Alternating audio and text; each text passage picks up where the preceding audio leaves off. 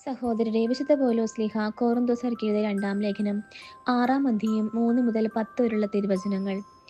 ഞങ്ങൾ ശുശ്രൂഷയിൽ ആരും കുറ്റം കാണാതിരിക്കേണ്ടതിന് ഞങ്ങൾ ആർക്കും ഒന്നിനും പ്രതിബന്ധമുണ്ടാക്കുന്നില്ല. മറിച്ച് എല്ലാ വിധത്തിലും ദൈവത്തിന്റെ ദാസന്മാരാണെന്ന് ഞങ്ങൾ അഭിമാനിക്കുന്നു. വലിയ സഹനത്തിൽ, പീഡകളിൽ, ഞെരുക്കങ്ങളിൽ, അത്യാഹിതങ്ങളിൽ, മർദ്ദനങ്ങളിൽ, കാരാഗൃഹങ്ങളിൽ, ലഹളകളിൽ, അധ്വാനങ്ങളിൽ, ജാഗരണത്തിൽ, വിശപ്പിൽ, ശുദ്ധതയിൽ, ജ്ഞാനത്തിൽ, ക്ഷമയിൽ, ദയയിൽ, പരിശുദ്ധാത്മാവിൽ, നിഷ്കളങ്ക സ്നേഹത്തിൽ, സത്യസന്ധമായ വാക്കിൽ, ദൈവത്തിന്റെ ശക്തിയിൽ, വലത്തുകൈയിലും ഇടത്തുകൈയിലുമുള്ള നീതിയുടെ ആയുധത്തിൽ, ബഹുമാനത്തിലും അപമാനത്തിലും, സൽകീർത്തിയിലും ദുഷ്കീർത്തിയിലും ഞങ്ങൾ അഭിമാനിക്കുന്നു. വഞ്ചകരെ പോലെ ഞങ്ങൾ കരുതപ്പെടുന്നു, എങ്കിലും ഞങ്ങൾ സത്യസന്ധരാണ്. ഞങ്ങൾ അറിയപ്പെടാത്തവരെ പോലെയാണെങ്കിലും അറിയപ്പെടുന്നവരാണ്.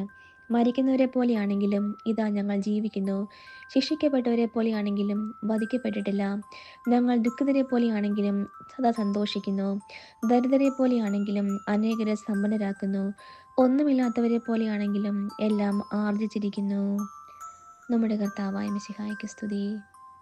സഹോദരരെ, വിശുദ്ധ മർക്കോസ് എഴുതിയ സുവിശേഷം 6-ാം അധ്യായം 7 മുതൽ 13 വരെയുള്ള തിരുവചനങ്ങൾ. അവൻ ഗ്രാമപ്രദേശങ്ങളിൽ തുരി സഞ്ചരിച്ച് പഠിപ്പിച്ചുകൊണ്ടിരുന്നു. അവൻ തന്റെ 12 പേരെ അടുത്ത് വിളിച്ച് 2 പേരെ വീതം അയക്കാൻ തുടങ്ങി. അശുദ്ധാത്മാക്കളുടെ മേൽ അവർക്ക് അധികാരവും കൊടുത്തു. അവൻ കൽപ്പിച്ചു, യാത്രയ്ക്ക് വടിയല്ലാതെ മറ്റൊന്നും, അപ്പമോ സഞ്ചിയോ അരപ്പട്ടിൽ പണമോ കരുതരുത്. ചെരുപ്പ് ധരിക്കാം, 2 ഉടുപ്പുകൾ ധരിക്കരുത്. അവൻ തുടർന്നു, നിങ്ങൾ ഏതെങ്കിലും സ്ഥലത്ത് ഒരു വീട്ടിൽ പ്രവേശിച്ചാൽ അവിടെ വിട്ടു പോകുന്നതുവരെ ആ വീട്ടിൽ താമസിക്കുവിൻ. എവിടെയെങ്കിലും ജനങ്ങൾ നിങ്ങളെ സ്വീകരിക്കാതിരിക്കുകയോ നിങ്ങളുടെ വാക്കുകൾ ശ്രവിക്കാതിരിക്കുകയോ ചെയ്താൽ അവിടെ നിന്ന് പുറപ്പെടുമ്പോൾ അവർക്ക് സാക്ഷ്യത്തിനായി നിങ്ങളുടെ കാലിലെ പൊടി തട്ടിക്കളയുവിൻ. ശിഷ്യന്മാർ പുറപ്പെട്ട് ജനങ്ങളോട് അനുദപിക്കണമെന്ന് പ്രസംഗിച്ചു. അനേകം പിശാചുക്കളെ പുറത്താക്കി അനേക രോഗികളെ തൈലം പൂശി സുഖപ്പെടുത്തി. നമ്മുടെ കർത്താവായ മിശിഹായ്ക്ക് സ്തുതി.